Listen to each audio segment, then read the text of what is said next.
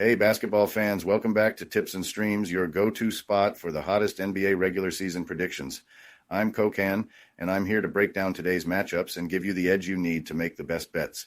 Before we dive in, make sure you hit that subscribe button and like this video. Your support means the world to us. Remember, our channel has no sponsors and relies solely on the love and support of viewers like you. Even a small donation by pressing the thanks button under the video helps us keep bringing you top-notch content every day. Don't forget to share this video with your friends and fellow basketball enthusiasts. And we love hearing from you, so drop a comment below and let us know what you want to see in our forecasts. Your feedback helps us improve and bring you the content you crave. Let's jump right into today's NBA predictions. We've got some exciting games lined up, so stay tuned and let's get that winning streak going. Today we have predictions for 3 NBA games.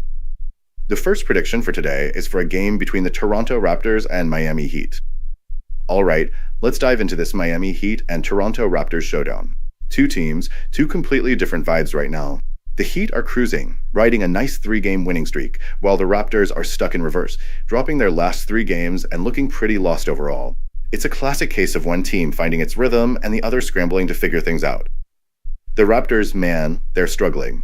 Sitting at 7-18, they're hanging out near the basement of the Eastern Conference.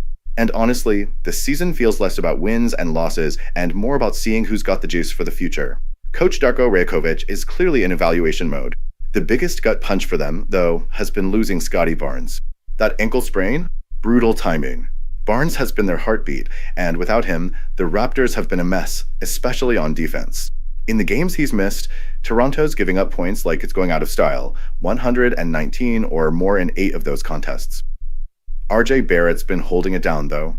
He's stepping up big time, averaging close to 24 points, 6 boards, and nearly 6 dimes.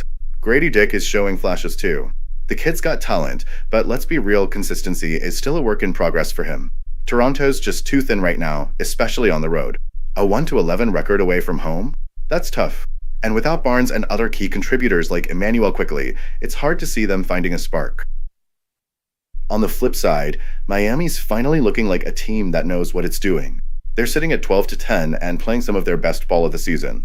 What's wild is how good their offense has been lately. They've cracked the 120-point mark in their last 4 games, and everything seems to be clicking. Tyler Herro's been the guy. He's averaging over 24 points a game and just dropped 34 on the Cavs. He's doing it all, scoring, rebounding, playmaking. Duncan Robinson's been heating up too, knocking down shots when it counts and spreading the floor. The Heat's defense? Still solid, but what's really standing out is how they're controlling the boards and turning opponents' mistakes into easy buckets. And let's not forget the Jimmy Butler storyline. Trade rumors are swirling, but if there's one thing Butler knows how to do, it's block out the noise and deliver. He might just use this game to remind everyone he's still that dude. When these 2 teams met earlier this season, they split the games, with each team defending home court. But let's be real, this is a completely different scenario now. No Barnes for Toronto is a massive blow. He was the engine in those matchups, even dropping a triple-double in one of them. Without him, the Raptors bench just doesn't have enough firepower to keep up, especially against a Heat squad that's firing on all cylinders. I've got to say, Miami feels like the clear favorite here. They're in a groove offensively, and their defense can still clamp down when it matters. Toronto, on the other hand, is just trying to keep their heads above water. The Heat have owned their recent home games against the Raptors, and I'm confident they'll do it again. I'm taking Miami to win this one and cover the 9.5-point spread. They've got the momentum, the talent, and the home court advantage. Toronto might put up a fight early, but without their key pieces, I just don't see them keeping pace. This one's all Heat.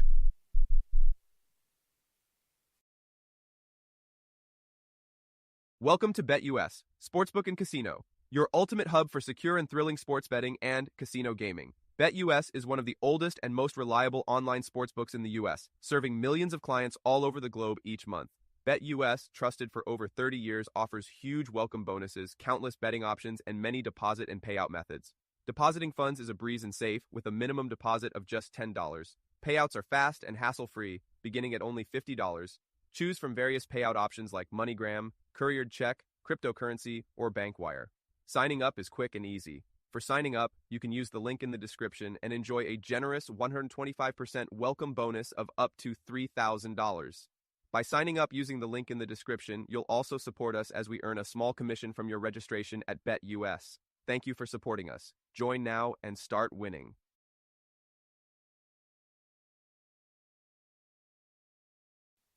The second prediction for today is for a game between the Detroit Pistons and Boston Celtics. The Detroit Pistons roll into Boston to take on the Celtics, and honestly, this matchup feels like a classic case of two teams headed in opposite directions. Detroit, to their credit, has looked far better than they did last season, but let's be real, they're still figuring things out. Meanwhile, the Celtics? They're locked and loaded, looking every bit like the title contenders we expected them to be. Let's start with Detroit. At 10-15, they're not exactly lighting the world on fire, but considering where they were last year, it's a solid improvement. Last season was a nightmare for the Pistons, and Monty Williams' record-setting coaching contract didn't save them from bottoming out with a league-worst 14 wins. Fast forward to the season, and under J.B. Bickerstaff, they've shown fight, even if the record doesn't scream contender. Cade Cunningham is the heartbeat of this squad. The guy is a triple-double threat every night, putting up 23.9 points, 9.4 assists, and 7.3 boards. He's been the reason they've stayed competitive in so many games. Jaden Ivey is stepping up too, with 17.6 points a game, and Malik Beasley's 16 per night gives them another solid scoring option.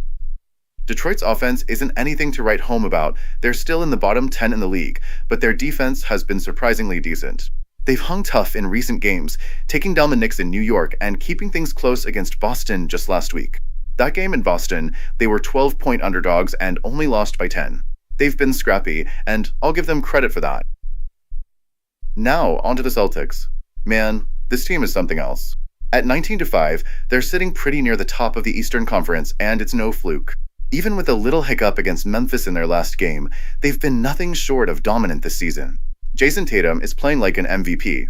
He's dropping 28.2 a night, though I'll admit his three-point shooting can be a bit streaky. 10.5 attempts per game at 36.4% isn't exactly lights out, but it's still enough to keep defenses honest. Jaylen Brown is doing his thing too, chipping in 25 a night, and Kristaps Porzingis, fresh off an injury, has been solid since coming back. With 20.6 points over his last 5 games, he's proving why Boston brought him in.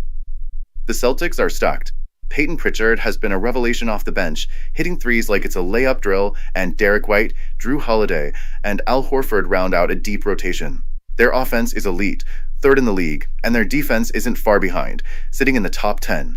That balance makes them scary, especially in games like this where they're expected to handle business. But here's the catch with Boston. They've been a little shaky against the spread. At 9-15 ATS, they haven't been covering those big numbers as often as you'd like. It's not that they don't win, they just don't always blow teams out, which has burned bettors a few times. That said, with the rest they've had and the sting of that Memphis loss fresh in their minds, I'm expecting them to come out focused. The Pistons will need to muck this game up to have a shot. They've got to slow the pace, grind it out defensively, and hit their threes. If they let Boston dictate the tempo, this could get ugly fast. As much as I've liked Detroit's effort this season, this feels like a game where the Celtics flex their muscles. I'm expecting Boston to take control early and never really let up. The Pistons might hang around for a while. They've got the fight in them, but when it's all said and done, I see the Celtics pulling away and covering the 12.5-point spread. Boston's just too talented and too deep for a young team like Detroit to keep up for 48 minutes. This one feels like a double-digit win for the C's, and a good bounce back for them after that rare slip-up. Before we move on, I have a quick favor to ask. If you're enjoying the content, please take a second to like this video and subscribe to the channel. Subscribing might seem like a small action, but it actually makes a big impact for us. Plus, it's completely free for you. Have you clicked that subscribe button? Awesome, thank you so much for your support. Now let's dive back into the video. The third prediction for today is for a game between the Sacramento Kings and New Orleans Pelicans. Alright, here we go. The Sacramento Kings are heading into New Orleans, looking to keep their momentum rolling after back-to-back blowout wins. Let's talk about it. The Kings just dropped 140 points on the Spurs, and followed that up with a massive 141-point performance against the Jazz. Sure, those wins came against teams that aren't exactly playoff material, but you have to respect those kinds of margins. This team is starting to look like they're figuring things out. Right now, the Kings sit at 12-13, which is not where they expected to be, but their recent performances have been encouraging. De'Aaron Fox has been doing his thing, and Domantas Sabonis has been steady as always. The real difference lately has been Kevin Huerter catching fire. The guy went 10, 4, 13 from deep over the last 2 games, which is exactly what this offense needed. When Herter is hitting shots like that, this team is on another level.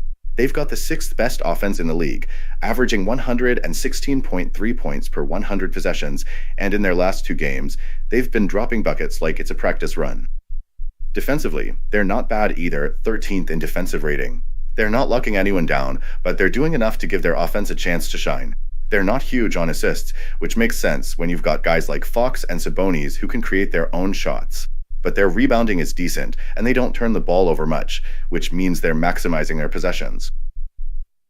On the flip side, we've got the Pelicans, who, let's be real, have had a brutal season.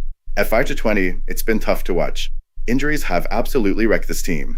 Zion Williamson has played in just 6 games. Brandon Ingram just went down with a serious ankle injury, and at one point, almost their entire salary cap was tied up in injured players. That's rough.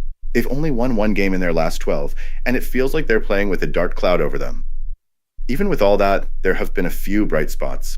Rookie Yves Missi has been a pleasant surprise. He's averaging 9.3 points and 8.2 boards, and his 18-point, 14-rebound game against the Spurs showed he's making the most of his minutes. CJ McCollum and Dejounte Murray are finally getting some time together, and while they haven't had much of a chance to build chemistry, you can see flashes of what they could become. McCollum's a sniper, Murray's a slasher and a defender, and together they could be a problem, eventually. This game is tricky. The Kings had the edge on paper, but they've been inconsistent this season, and the Pelicans are always dangerous at home, even with a depleted roster. 4 of their 5 wins have come on their home court, so you can't count them out. For the Kings, it's all about tempo. They've got to push the pace and turn this into a high-possession game. If they can win the rebounding battle and keep their offense flowing, they should be in good shape. For the Pelicans, it's going to take a near-perfect shooting night. They've got to slow things down, make the Kings play in the half-court, and hope McCollum, Murray, and Missi can step up big. They're not a team with much to lose right now, and sometimes they can make a group dangerous. No question, the Kings should be the favorites in this one. The Pelicans have been battered by injuries all season long, and the hits just keep coming. Honestly, if this game wasn't part of today's small slate, I'd probably steer clear. But here we are. What gives me pause about jumping all in on the Kings is the fact that the Pelicans have had their number lately. They've beaten Sacramento and covered the spread in 6 straight meetings. That kind of head-to-head dominance matters, but when I break it down, the Kings still feel like they've got the edge overall. I believe Sacramento will pull this one out, but I wouldn't be surprised if it's a tighter game than most expect. The Pelicans covering the spread is definitely on the table, but that's not where I'm putting my money tonight. Here's the move. I'm riding with Domantas Sabonis to drop more than 18.5 points. Why? Simple. New Orleans doesn't have anyone who can really stop him. Young Yves Missi might be out there, but let's face it, he's not ready to hang with one of the league's elite bigs just yet. If the Kings are going to get it done, Sabonis has to dominate inside, and I see him putting up at least 19 tonight. That's the bet I'm rolling with.